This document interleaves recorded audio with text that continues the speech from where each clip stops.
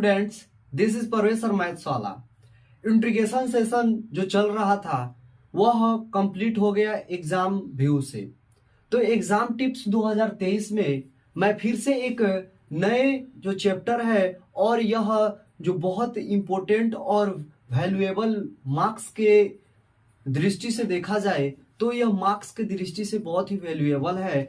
तो हम लोग आज से मैट्रिक्स का जितना भी कॉन्सेप्ट है उस कॉन्सेप्ट को समझने की, सोचने की और उससे एग्जाम में बढ़िया मार्क्स गेन करने की टिप्स को समझेंगे और साथ ही साथ बढ़िया से क्वेश्चन को बनाने का भी सीखेंगे। तो बिना किसी देरी किए हम लोग चैप्टर के इंट्रोडक्शन पर बढ़ेंगे। तो सबसे पहले बात यह आती है कि यह मैट्रिक्स होता क्या है और इसका यूज कहाँ होता है और यह क्यों पढ़ा जाता है। तो जो मैट्रिक्स होता है वो मैट्रिक्स को जो बड़ा ब्रैकेट होता है यानी बिग ब्रैकेट जो होता है, ग्रेटर ब्रैकेट, उसके अंदर एलिमेंटों को यानी अवयवों को इसमें क्या किया जाता है, नोट किया जाता है। जैसे एलिमेंट कौन सा हो सकता है, दो तरह के एलिमेंट हो सकते हैं, एक अल्फाबेटिकल एक नोमरिकल। यानी हम लोग क्या करें इसमें अल्फाबेटिकल जैसे ए हो गया, बी हो गया, सी हो गया, डी हो गया, चाहे न्यूमेरिकल जो वैल्यू है जैसे 1 हो गया, 2 हो गया, 3 हो गया, 4 हो गया, तो इसको हम लोग अरेंज करके लिखे तो इसी को हम लोग मैट्रिक्स कहते हैं। अब मैट्रिक्स कहने का मतलब यह होता है कि हम लोगों को जो भी एलिमेंट हो यानी जो भी कंपोनेंट हो उसको हम लोग अरेंज करके लिखे तो अरेंज करने से बना जो हमारा डायग्राम होता है उसी डायग्राम को हम लोग मैट्रिक्स कहते हैं। और मैट्रिक्स को हम लोग नोट कैसे करें, तो मैट्रिक्स को हम लोग कैपिटल अल्फाबेट का जितना भी लेटर होता है यानी अल्फाबेटिकल जितने भी हमारे लेटर होते हैं उनका कैपिटल लेटर यूज किया जाता है। किसका यूज किया जाता है, कैपिटल लेटर। जैसे आपका यह मैट्रिक्स जैसे दिया गया है तो इसको हम लोगों को नोट करना होगा, इसको नोट डाउन करना होगा। तो हम लोग मान लेंगे कि यह जैसे P कोई मैट्रिक्स है, इसको हम लोग कोई भी जैसे हमको यहाँ पे A मान सकते हैं कि यह मैट्रिक्स का नाम क्या है, A है। साथ ही साथ इसमें बिलोंग करने वाले एलिमेंट किसको कहते हैं, कंपोनेंट किसको कहते हैं। तो जैसा कि आप लोग बहुत सारे डिफिनेशन में जाने होंगे कि कंपोनेंट वह क्या होता है, स्मॉलेस्ट यूनिट होता है जिससे मिलकर वह पूरे बॉडी की जो बनावट होती है, स्ट्रक्चर होती है, वह क्रिएट होती है। तो उसी तरह यह मैट्रिक्स है। मैट्रिक्स किससे मिलकर बना है, तो यह मैट्रिक्स ABCD से मिलकर बना है। तो इसी को हम लोग क्या कहेंगे, इसका कंपोनेंट या एलिमेंट कहेंगे। तो एलिमेंट को हम लोग कैसे नोटेशन करते हैं, तो एलिमेंट का नोटेशन स्मॉल लेटर से करते हैं। किससे करते हैं, स्मॉल लेटर।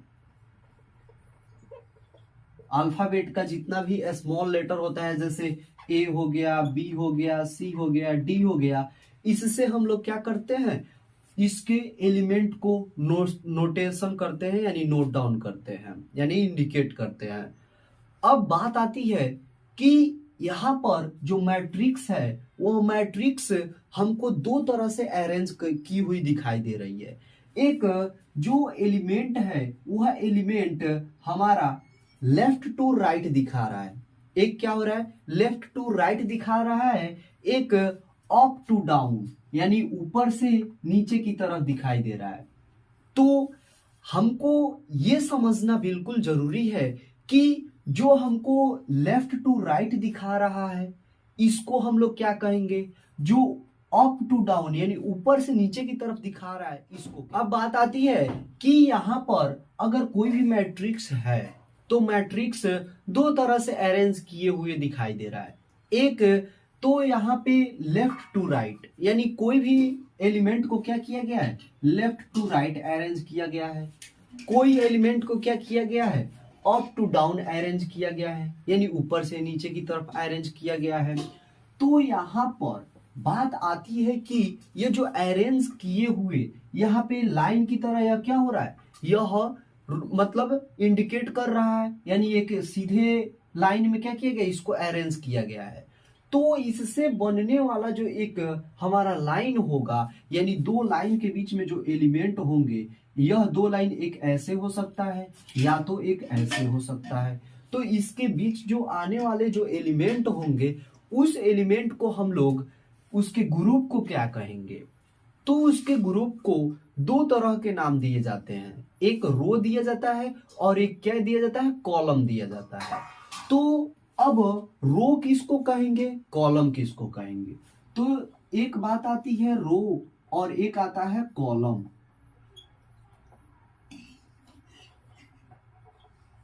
तो रो और कॉलम यह दो क्या है, एक दो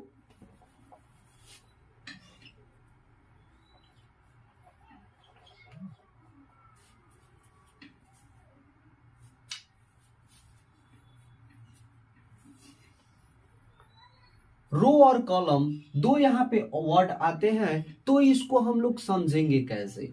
तो रो क्या होता है, कॉलम क्या होता है। तो रो को हम लोग कहते हैं हॉरिजेंटल लाइन।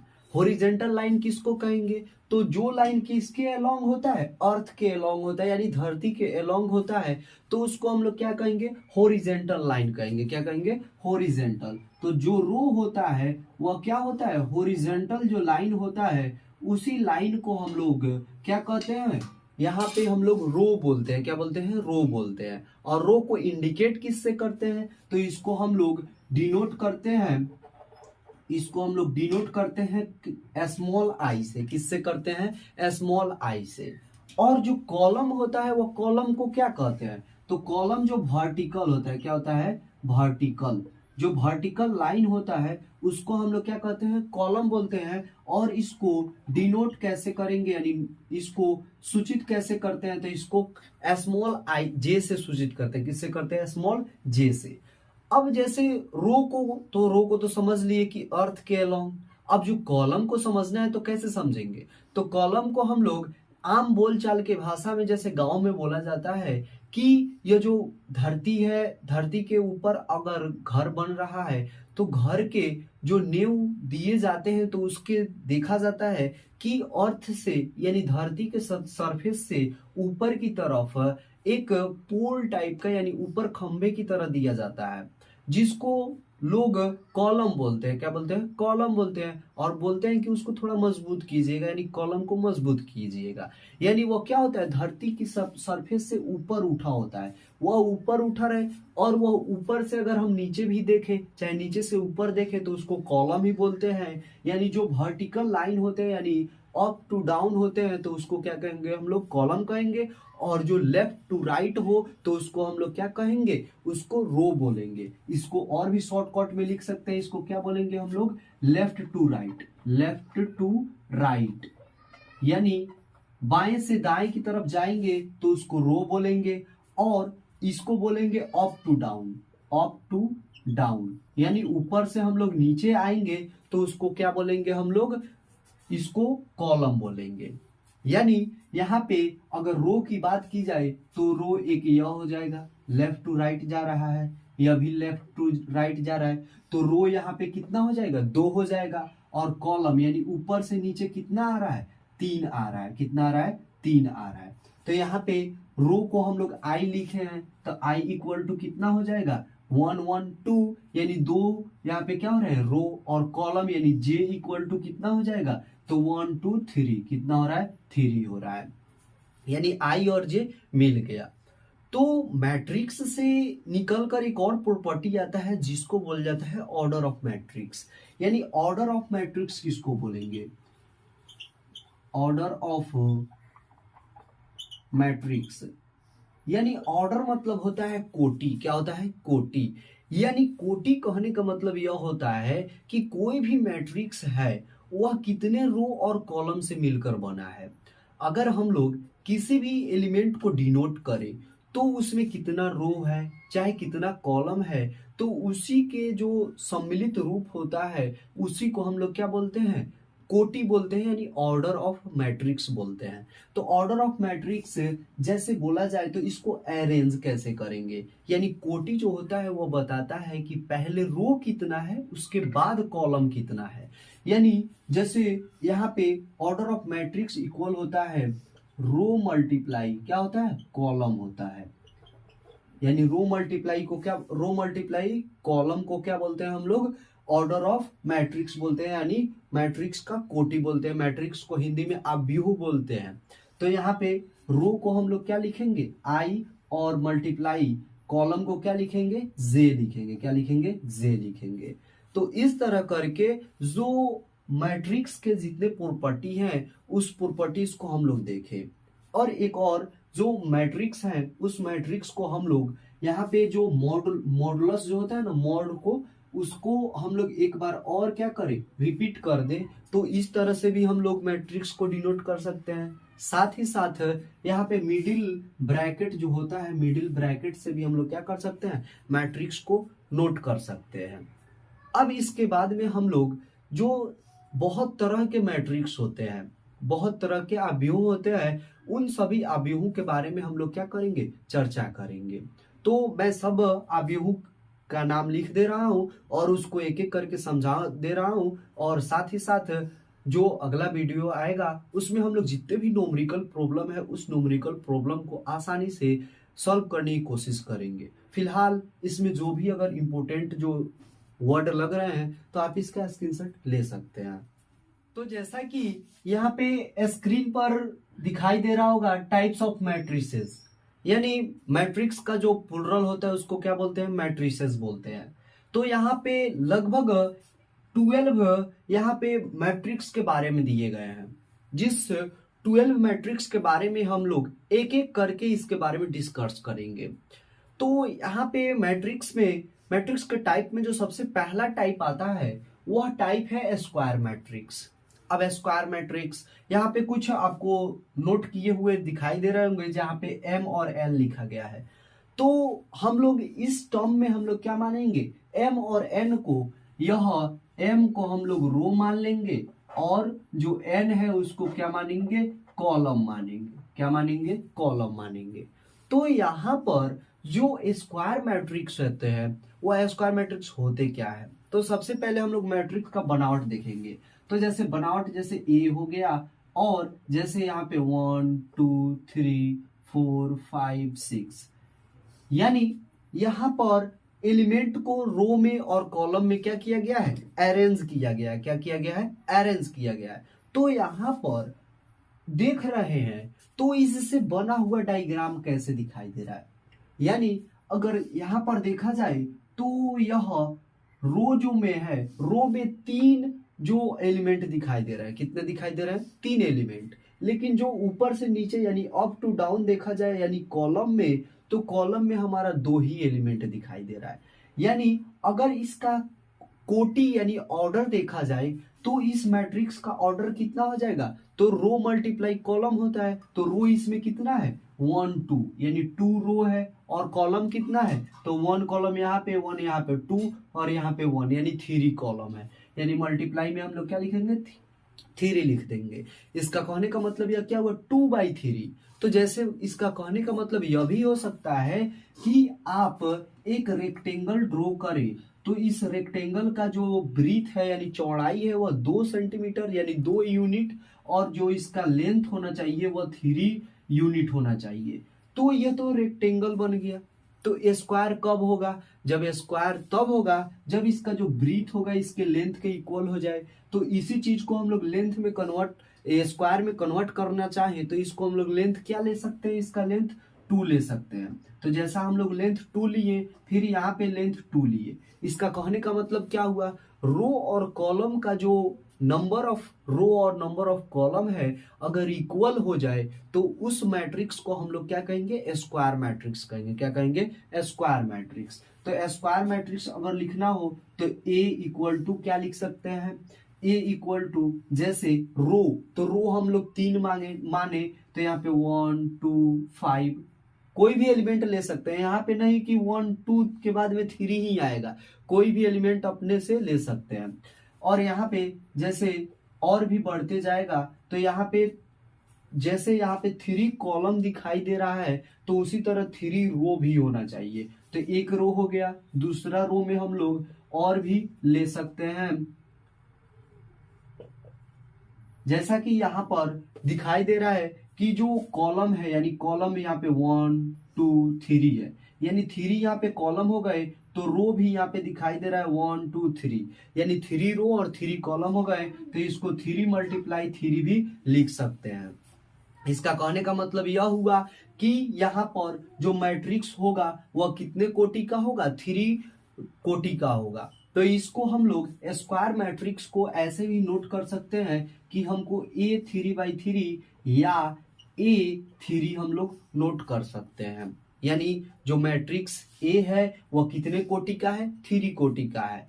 तो 3 कोटि 3 नहीं होगा, 3 मल्टीप्लाई 3 यानी स्क्वायर मैट्रिक्स है तो उसको रो और कॉलम को हम लोग इक्वल रहेगा तो उसको क्या मान लेंगे हम लोग, इक्वल है तो उसको केवल 1 डिजिट को ही ले लेंगे। तो इस तरह मेरे ख्याल से स्क्वायर मैट्रिक्स आप लोगों को बिल्कुल समझ में आया होगा। और इसमें एक और कंडीशन क्या लिख सकते हैं कि स्क्वायर मैट्रिक्स कब होगा, जब इसका रो यानी रो कहने का मतलब m, यानी m किसके इक्वल हो जाए, n के इक्वल हो जाए, या इसका मतलब रो किसके इक्वल हो जाए, कॉलम के इक्वल हो जाए। तो इसी को हम लोग क्या कहेंगे, स्क्वायर मैट्रिक्स बोलेंगे। इसका स्क्रीनशॉट आप लोग ले सकते हैं।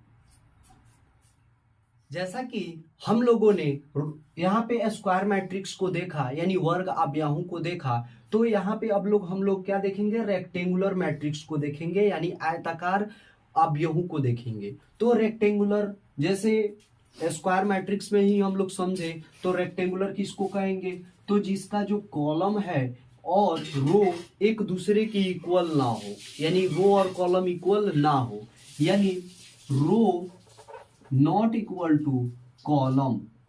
इसका कहने का मतलब यहाँ पे m not equal to n, या इसको हम लोग रो और कॉलम को रो को i माने थे यानी i not equal to j के, यानी रो और कॉलम इक्वल ना हो तो उस मैट्रिक्स को हम लोग क्या कहेंगे, रेक्टेंगुलर मैट्रिक्स कहेंगे यानी आयताकार अवयवों बोलेंगे। यानी यहाँ पर जैसे अगर लिखना हो तो a इक्वल टू यहाँ पे 5 2 7 3 2 5, यहाँ पर रो देखा जाए नंबर ऑफ रो तो 1 लाइन 2 लाइन 3 लाइन यानी 3 रो है, और कॉलम देखा जाए तो कॉलम यहाँ पे कॉलम कितना है, 1 कॉलम ये हो गया 1 कॉलम ये हो गया, यानी 1 और 2 कितने, यहाँ पे कॉलम कितने हो गए, 2 कॉलम हो गए, यानी जो यहाँ पे अप टू डाउन लाइन है वो कितना है, 2 है, यानी रो और कॉलम यह इक्वल नहीं है तो इसी को हम लोग क्या कहेंगे, रेक्टेंगुलर मैट्रिक्स कहेंगे यानी आयताकार अवयवों बोलेंगे। अब इसके बाद में आता है अगला, उसको बोलते हैं हॉरिजेंटल मैट्रिक्स। हॉरिजेंटल मैट्रिक्स क्या होता है, तो हॉरिजेंटल मैट्रिक्स जिसमें रो और कॉलम में जो रिलेशन हो वह रो और कॉलम में रिलेशन यह हो कि जो रो का वैल्यू है वह कॉलम के वैल्यू से क्या होना चाहिए, छोटा होना चाहिए। क्या होना चाहिए, छोटा होना चाहिए। यानी इसमें कॉलम की जो संख्या होनी चाहिए वो क्या होनी चाहिए, ज्यादा होनी चाहिए, और रो की संख्या क्या होनी चाहिए, कम होनी चाहिए।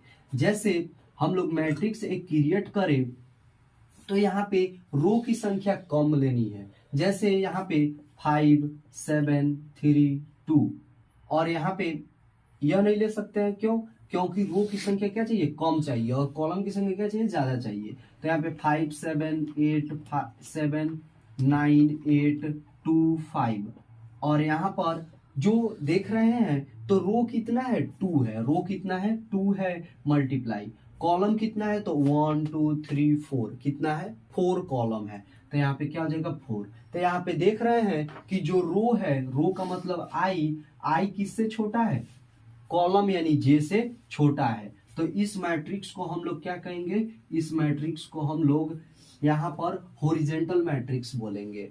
बिल्कुल इसी बेस्ड पे हम लोग वर्टिकल मैट्रिक्स को भी समझ सकते हैं। वर्टिकल मैट्रिक्स यानी जिसका रो का संख्या क्या हो, नंबर ऑफ रो ज्यादा हो किससे, नंबर ऑफ कॉलम से, तो उसको हम लोग क्या कहेंगे, उसको हम लोग वर्टिकल मैट्रिक्स कहेंगे। क्या कहेंगे, वर्टिकल मैट्रिक्स। यानी जैसे ए, यह कोटि को हम यहाँ पे डिनोट कर सकते हैं, जैसे ए, हम यहाँ पे ए कोटि कितना है, यहाँ पे ऑर्डर कितना है, 2 × 4 यानी 2 × 4।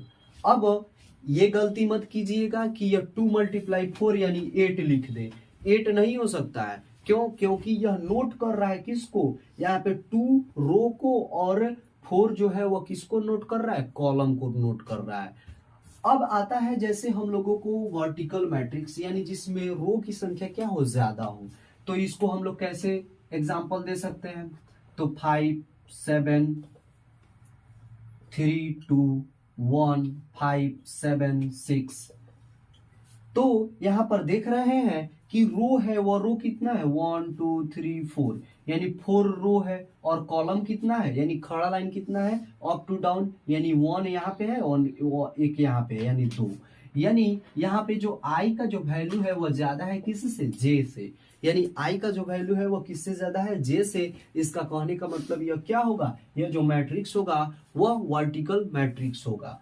आप ये सभी एग्जांपल्स को नोट डाउन कर सकते हैं, यहाँ पे लिख सकते हैं। इसको हम लोग क्या बोलेंगे, वर्टिकल कहेंगे। क्या कहेंगे, वर्टिकल। इसको हम लोग क्या कहेंगे, हॉरिजॉन्टल बोलेंगे। और इसको, ये वाला मैट्रिक्स था, इसको हम लोग क्या माने हैं, रेक्टेंगुलर माने हैं। और यह जो प्रॉपर्टी है वो रेक्टेंगुलर के लिए, ये हॉरिजॉन्टल के लिए, और यह वर्टिकल के लिए। आप इसका स्क्रीनशॉट ले सकते हैं। जैसा कि हम लोग 4 यानी 4 नंबर जो मैट्रिक्स था वर्टिकल मैट्रिक्स, उसके बारे में हम लोग समझ लिए। अब हमको समझना है रो मैट्रिक्स, कॉलम मैट्रिक्स के बारे में।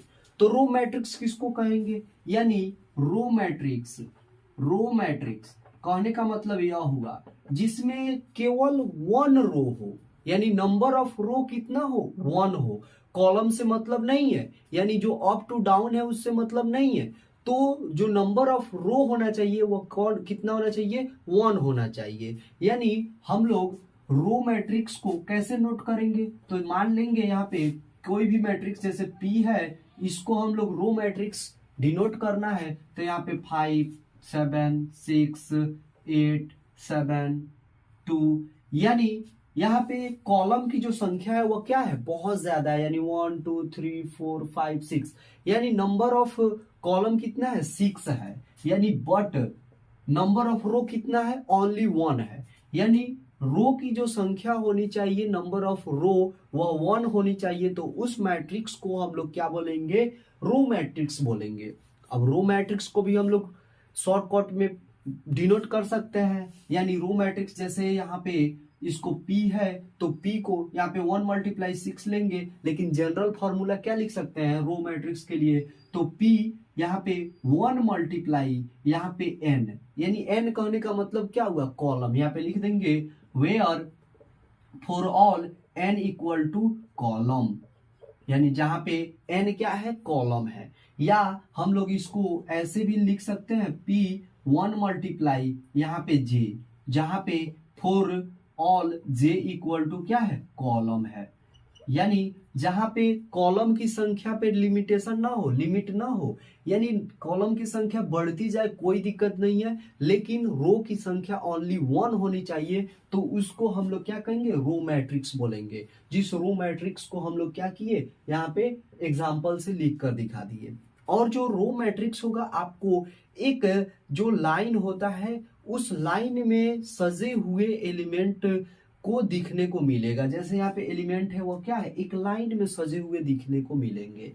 यानी नंबर ऑफ जो रो होगा, यानी जो अर्थ के अलोंग जो लाइन होगा उसका कितना होगा, 1 होगा। तो इस तरह हम लोग रो मैट्रिक्स के बारे में समझ सकते हैं।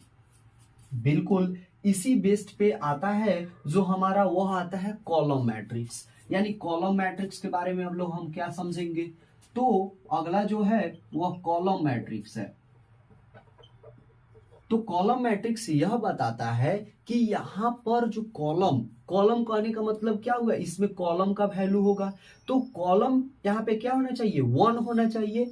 और यहाँ पे रो है, वह रो की संख्या आप कितना भी ले ले, कोई उसमें लिमिट नहीं है। तो यहाँ पे जैसे ये कोई मैट्रिक्स है और इसको कॉलम मैट्रिक्स में, यानी हम लोग क्या करेंगे, यहाँ पे 5, 9, 4, यहाँ पे स्मॉल ए भी लिख सकते हैं, 3, यानी यह क्या है, वह एक कॉलम के जैसा बना हुआ मैट्रिक्स दिखाई देगा। यह एक कॉलम के जैसा मैट्रिक्स बना हुआ है, यह एक रो के जैसा बना हुआ दिखाई दे रहा है।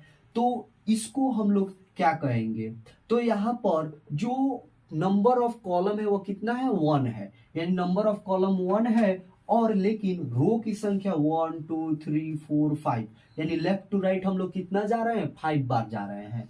बट यहाँ पे अप टू डाउन कितना बार ले रहे हैं, केवल 1 बार ले रहे हैं। तो यहाँ पे इसको हम लोग जनरल फॉर्मूला से कैसे नोट कर सकते हैं, इसको ए को है तो ए को हम लोग क्या लिख सकते हैं, 5 × 1। और यहाँ पे कॉलम मैट्रिक्स के लिए जनरल फॉर्मूला क्या लिख सकते हैं, तो कॉलम मैट्रिक्स के लिए जनरल फॉर्मूला यहाँ पे क्या हो जाएगा, तो कॉलम मैट्रिक्स के लिए जनरल फॉर्मूला ए, यहाँ पे कोई मैट्रिक्स ले लेंगे और यहाँ पे जो यहाँ पे रो है, रो पे लिमिट नहीं है, यानी रो कितना भी ले लेकिन कॉलम कितना होना चाहिए, 1 होना चाहिए। फॉर ऑल, फॉर एवरी, यहाँ पे m इक्वल टू क्या है, यहाँ पे रो है, या हम इसको a i × 1 भी लिख सकते हैं, i जहाँ क्या है, रो है। तो इस तरह हम लोग कॉलम मैट्रिक्स और रो मैट्रिक्स के बारे में समझे। आपको इसमें जो इंपॉर्टेंट लगता हो उसको नोट डाउन कर ले या आप इसका स्क्रीनशॉट ले ले। अब यहाँ पे आता है जीरो मैट्रिक्स या नल मैट्रिक्स। जीरो मैट्रिक्स को ही हम लोग क्या बोलते हैं, नल मैट्रिक्स बोलते हैं। तो जीरो कहने का मतलब आपको ये समझ में नहीं आना चाहिए कि नंबर ऑफ एलिमेंट क्या होना चाहिए, जीरो, यानी कोई एलिमेंट ना हो। तो ये आपका पूरी तरह से भ्रम है, ऐसा बिल्कुल नहीं होता है। जीरो मैट्रिक्स कहने का मतलब यह होता है कि उसमें नंबर ऑफ एलिमेंट जीरो ना हो, एलिमेंट जीरो हो। क्या हो, एलिमेंट जीरो हो, तो उसको हम लोग क्या कहेंगे, जीरो मैट्रिक्स बोलेंगे। जैसे जीरो मैट्रिक्स अगर लिखना हो तो जीरो को हम लोग कैपिटल ओ से डिनोट करते हैं, और यहाँ पे जैसे अगर लिखना हो तो यहाँ पे 0 0 0 0, यानी यह हम लोग क्या लिखे है, एलिमेंट को जीरो लिखे है, न कि number of element zero. Number of element zero कहने का मतलब क्या हुआ कि इसमें कोई भी एलिमेंट ना हो। तो ऐसा बिल्कुल कहना गलत होगा कि वहां पे नंबर ऑफ एलिमेंट जीरो हो, या यहाँ पे कहना सही यह होगा कि यहाँ पे एलिमेंट जीरो हो। इसके अलावा जैसे इसको और भी नोट कर सकते हैं, जैसे जैसे यहाँ पे जीरो मैट्रिक्स है तो जीरो मैट्रिक्स को हम लोग यहाँ पे 5 × 2, यानी इसका नंबर ऑफ रो कितना होना चाहिए, 5 होना चाहिए, यानी रो 1 2 3 4 5 हो गया, और कॉलम कितना होना चाहिए, 2 होना चाहिए, यानी कॉलम 2 हो रहा है यहाँ पर, यानी यह जो मैट्रिक्स है 5 × 2 का है। तो इस तरह करके हम लोग जीरो मैट्रिक्स को समझ सकते हैं, या इसको हम लोग क्या बोलते हैं, नल मैट्रिक्स बोलते हैं। और इसका एक बार और बता दे कि नंबर ऑफ एलिमेंट जीरो नहीं होगा, यहाँ पे नंबर ऑफ जो एलिमेंट है, number of element not equal to zero, but यहाँ पर जो एलिमेंट होगा वह एलिमेंट क्या होगा, जीरो के इक्वल होगा, यानी जीरो के बराबर होगा। तो इस तरह हम लोग जीरो मैट्रिक्स या नल मैट्रिक्स के बारे में समझे। अब इसके बाद में आता है डायगोनल मैट्रिक्स। डायगोनल मैट्रिक्स को समझने से पहले अगर इसमें कोई इंपोर्टेंट जो टॉपिक है लिखना हो तो आप उसको लिख सकते हैं। अब 8 नंबर जो आता है वह बोलता है डायगोनल मैट्रिक्स। तो डायगोनल मैट्रिक्स जो होता है वह स्क्वायर मैट्रिक्स होता है, यानी जो डायगोनल मैट्रिक्स होगा वह क्या होगा, वह एक स्क्वायर मैट्रिक्स होना चाहिए। यानी स्क्वायर मैट्रिक्स कहने का मतलब क्या हुआ, यानी नंबर ऑफ रो किसके इक्वल होना चाहिए, नंबर ऑफ कॉलम के, यानी m किसके इक्वल होना चाहिए, m n के। तब उसको क्या कहेंगे हम लोग, तब उसके बारे में चर्चा करेंगे, यानी जब स्क्वायर मैट्रिक्स होगा तब। अब इसके अलावा जैसे हम लोग जो मैट्रिक्स है ए है और यह इसका रो एम है और इसका कॉलम क्या है एन है, चाहे इसका रो ए है और इसका कॉलम जो रो है वह क्या है आई है और कॉलम क्या है जे है, तो इसको हम लोग जनरल फॉर्मूला में यानी एलिमेंट के लिए हम लोग क्या लिख सकते हैं ए आई जे, और यहाँ पे आई क्रॉस जे लिख सकते हैं। क्या लिख सकते हैं आई क्रॉस जे। तो इसके लिए जो डायगोनल मैट्रिक्स आता है तो उसके लिए एक चीज यह होता है कि यहाँ पर जो ए आई जे होगा, यानी यह ए आई जे यानी मैट्रिक्स यह होगा, यह ए आई आई हो, यानी ए आई आई कहने का मतलब क्या हुआ, जितना रो उतना ही कॉलम। अगर यह नॉन जीरो होगा, यह जीरो के इक्वल नहीं होगा, और जो जीरो कौन होगा, जो आई नॉट इक्वल टू जे, यानी रो और कॉलम जिस एलिमेंट पे बराबर ना हो, यानी नंबर ऑफ रो और नंबर ऑफ कॉलम इक्वल ना हो, उस पोजीशन पे एलिमेंट क्या होना चाहिए जीरो होना चाहिए, यानी इसी को क्या कहेंगे डायगोनल मैट्रिक्स बोलेंगे। जैसे ए कोई मैट्रिक्स है और वह स्क्वायर मैट्रिक्स यानी मान के चले 3x3 का है, तो यहाँ पर देखे तो यहाँ पे क्या होता है, यहाँ पे जो एलिमेंट होता है A11 होता है, तो A11 कहने का मतलब यहाँ पे होगा, लेकिन यहाँ पे A12 होता है। क्या होता है A12, A12, A13, A21, A22, A23, यहाँ पे A31, A32, A33 होता है। तो यहाँ पर देखा जाए तो यहाँ पर जो एलिमेंट है यह एलिमेंट यह आई और जे इक्वल है, यहाँ पे आई और जे इक्वल है, यहाँ पे आई और जे इक्वल है।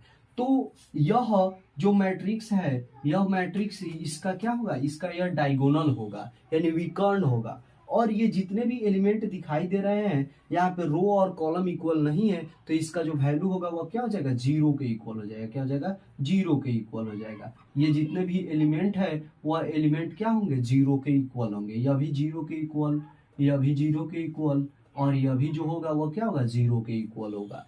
यानी यहाँ पे यह समझने की कोशिश करें कि जहाँ पे डायगोनल मैट्रिक्स वही होगा जो स्क्वायर मैट्रिक्स होगा, साथ ही साथ वह एलिमेंट जहाँ पे रो और कॉलम इक्वल होंगे वह जीरो नहीं होने चाहिए, और जो यहाँ पे जितने भी डायगोनल मैट्रिक्स यानी आई और जे इक्वल को छोड़कर जो इक्वल ना हो वह जीरो हो, तो उसको हम लोग क्या समझेंगे, इसको समझेंगे हम लोग डायगोनल मैट्रिक्स समझेंगे। ड्यूरेशन को देखते हुए वीडियो लंबा ज्यादा ना हो, इसलिए यह जो बाकी 3-4 जो मैट्रिक्स हैं उसके बारे में नेक्स्ट वीडियो में हम लोग डिस्कस कर लेंगे।